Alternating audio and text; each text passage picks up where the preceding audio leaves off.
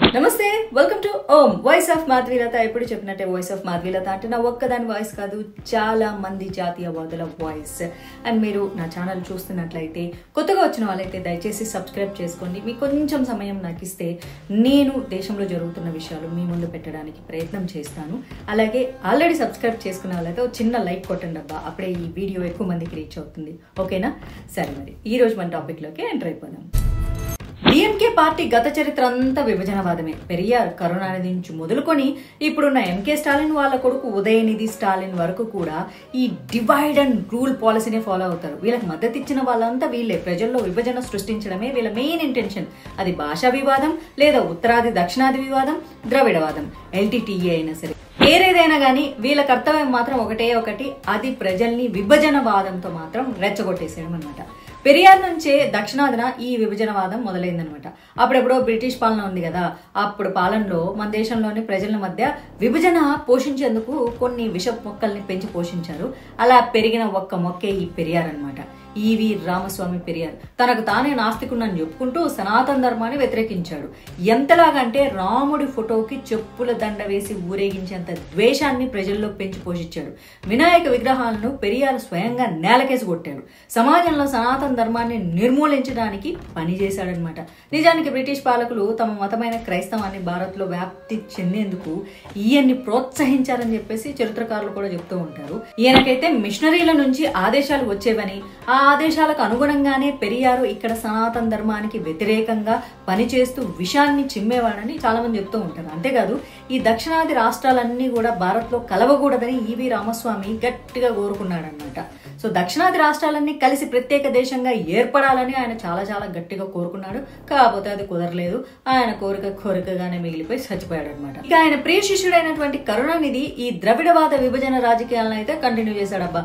దాదాపు 70 ఏళ్లుగా భారత రాజకీయాల్లో చాలా ముఖ్య పాత్ర పోషించినటువంటి కరుణానిధి అవసరమైన చోటల్లా సరే ఈ విభజనవాదాన్ని ప్రోత్సహిస్తూనే వచ్చాడు. ఈ భాషా వివాదం ఒకటి, ఉత్తరాది దక్షిణాది ఒకటి, దీనికి ఎల్టీటీఈ సైతం కూడా మద్దతిచ్చాడయ్యో ఈ కరుణానిధి. భాషా వివాదం పేరిట దాల్మియా సిమెంట్స్ లాంటి కంపెనీలపై దాడులకు కూడా పురమాయించిన చరిత్ర కరుణానిధికి ఉంది. దాల్మియా అనే పేరు హిందీకి సంబంధించింది కాబట్టి దానికి తమిళనాడులో ఉన్న తమిళనాడే పేరు పెట్టాలన్నది ఎజెండా. అయితే ఇంగ్లీష్ భాషపై వీళ్ళకి అసలు వ్యతిరేకతే లేదు. ఎందుకంటే బ్రిటిష్ పాలకులు మన దేశానికి స్వతంత్రం ఇచ్చి వెళ్ళారే తప్ప వాళ్ళ విషబీజాలు ఇప్పటికీ మన దేశంలో పాతుకుపోయి ఉన్నాయన్న సంగతి మనం మర్చిపోకూడదు. అందుకే వాళ్ళ భాష అయిన ఇంగ్లీష్ పై వీళ్ళకి ఏమాత్రం వ్యతిరేకత ఉండదు.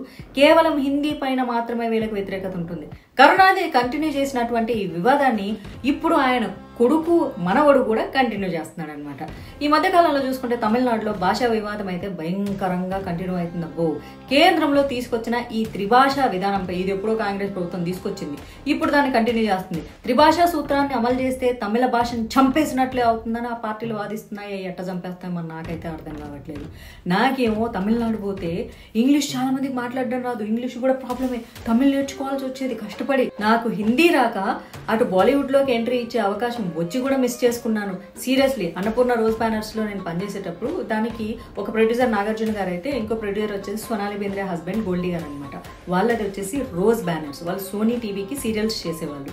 సో వాళ్ళు వీళ్ళు కలిపి హైదరాబాద్లో ఒక సీరియల్ చేశారు, నువ్వు వస్తావు అనే సీరియల్లో నేను యాక్ట్ చేశాను. అయితే ఇక్కడ 6 months అగ్రిమెంట్ అయిపోయిన తర్వాత వాళ్ళు హిందీ సీరియల్స్ చేయమని పిలిచారు. అదే స్పాట్ రికార్డింగ్ అనమాట. అంటే డైలాగులు హిందీలో స్పాట్లో చెప్పాలి, అప్పుడే రికార్డ్ అవుతాయి. నాకేమో హిందీ రాదు.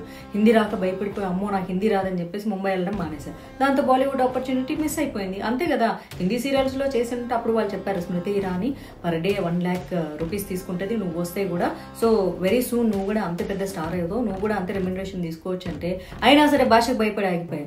ఇప్పుడు నేను 7 ఏళ్ళైంది బీజేపీలోకి వచ్చి, ఇప్పటికీ నాకు హిందీ రాదు. హిందీ రాకపోవడం వల్ల నేను ఇంకా ఆగిపోయిందా? లేదంటే ఇలానే తెలుగులో ఇచ్చే స్పీచెస్ హిందీలో దడదడలాడిచ్చేస్తే ఏ అమిత్ షా గారికో ఏ మోడీ గారికో ట్యాగ్ చేస్తే ఇప్పుడు ఒకసారి ఏదో ఒక టాపిక్లో అరే ఈ పిల్ల ఎంత బాగా మాట్లాడుతుందని తీసుకెళ్ళి నన్ను ఢిల్లీలో కూర్చోబెట్టుకునే వాళ్ళు. ఇది వాస్తవం.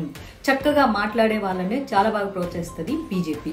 సో హిందీ రాక నేను ఇన్ని కష్టాలు పడుతున్నాను. అలా హిందీలాగా చాలా మంది కష్టాలు పడుతూ ఉంటారు. హిందీ అనేది ఒక భాష అబ్బా, తమిళ్ని తీసేయొద్దని లేదు, ఇంగ్లీష్ని తీసేయొద్దని లేదు. త్రిభాష అంటే 3వ భాషగా వస్తే తమిళనాడు నుంచి నార్త్ ఇండియా పోయి ఎవరు బతకట్లేదా?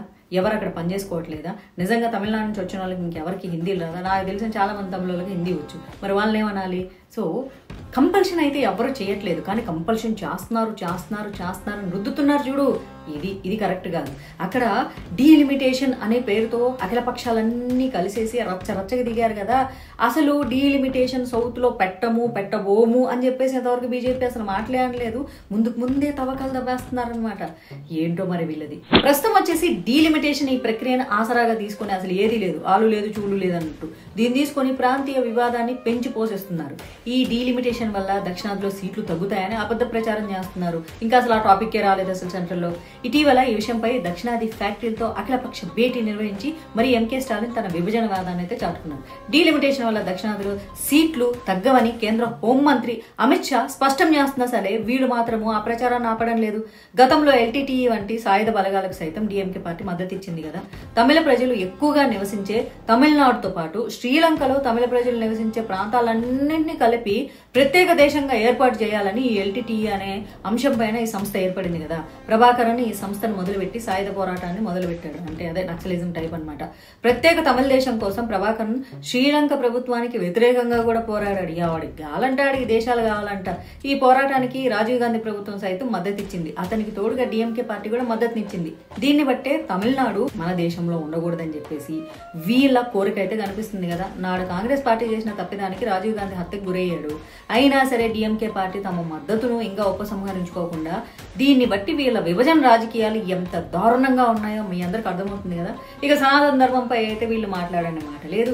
ఎప్పుడు చూడు సనాతన ధర్మాన్ని వ్యతిరేకించడమే వీళ్ళ ఉన్నటువంటి మెయిన్ ఇంటెన్షన్. సనాతన ధర్మంని డెంగ్యూ మలేరియాతో పోల్చిన వ్యక్తి ఉదయనిధి స్టాలిన్ అనమాట.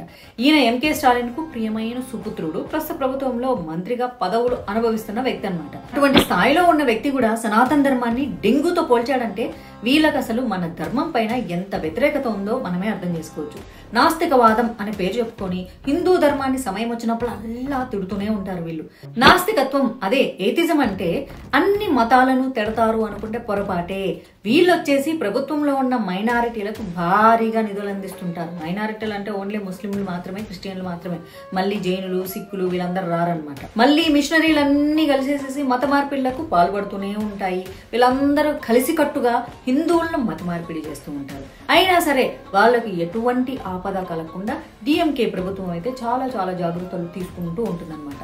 వాళ్ళ ద్వేషమంతా సరే హిందువులపైనే ఉంటుంది. వాళ్ళందరూ క్రిస్టియన్లకు మారిందనుకో వీళ్ళకి ద్వేషం ఉండదు. మళ్ళీ మొత్తంగా చూసుకుంటే డిఎంకే పార్టీ చరిత్ర అంతా విభజన రాజకీయాలు అన్నది అందరికీ కనిపిస్తుంది కదా. ఈ రాజకీయాలని ఇప్పటికైనా చెక్ పడాల్సిందే. 70 ఏళ్ళు వీళ్ళ ఆటలు సాగాయి, కానీ ఇకపైన సాగవేమో అనే సూచనలు అయితే ప్రస్తుతం కనిపిస్తున్నాయి.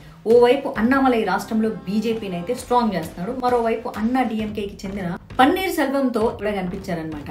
వీరిద్దరూ గలక కలిసి వస్తే అసెంబ్లీ ఎన్నికల్లో పోరాటం మొదలు పెడితే ఇక డిఎంకే పార్టీకి భూస్థాపితం అన్నది అయితే మాత్రం అందరూ అనుకుంటున్నారు. ఇది ఎలా సాధ్యమవుతుంది అన్నది తెలియాలంటే ఇప్పుడు మటుకు మనం వేచి చూడాల్సిందే. అదన్నమాట సంగతి. దీనిపైన మీ అభిప్రాయాలు తప్పనిసరిగా కామెంట్స్ రూపంలో తెలియజేయండి. ఈ వీడియో మీరు ఇంతవరకు చూసారంటే ఖచ్చితంగా ఒక చిన్న లైక్ అయితే కొట్టేసేయండి. మళ్ళీ ఒక మంచి వీడియోతో మిమ్మల్ని కలుసుకుంటాను. అంతవరకు నేను సైతం దేశం కోసం జై హింద్, జై భారత్.